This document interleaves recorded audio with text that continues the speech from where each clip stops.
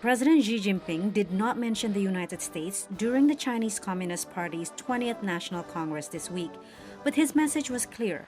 Beijing will double down in the face of Western threats, including on Taiwan. We are not committed to abandoning the use of force, and we reserve the option of taking all necessary measures. The CCP Congress cemented a more assertive foreign policy under Xi, who will remain in power for a third term. This sets Beijing on a collision course with the Biden administration, which will be under pressure to be even tougher on China should Republicans win more congressional seats in the November midterm elections and Minority Leader Kevin McCarthy ends up as Speaker of the House. For 50 years, the Chinese Communist Party has launched an assault on the American way of life, on our economy, on our jobs, on our companies, on our culture, on our institutions, on our very future.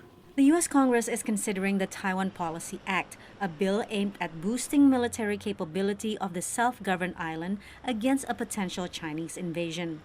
Beijing considers Taiwan a breakaway province. Various Republican lawmakers have also promised a tougher stance on everything from securing supply chains to investigating the origins of the coronavirus to make their point that President Joe Biden is soft on Beijing.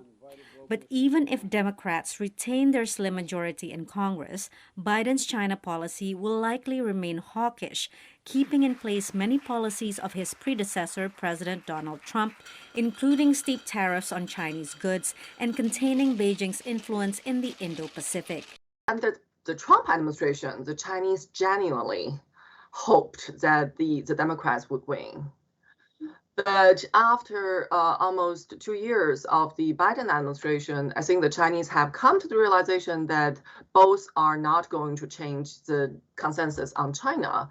And some in China would even argue that Biden's policy is even more difficult for China because how Biden aligns its position and mobilizes allies and partners to jointly counter China's growing influence. Should Republicans retake Congress, observers say there will be more skepticism toward Biden's approach of competing strategically with China while cooperating on transnational challenges such as climate change.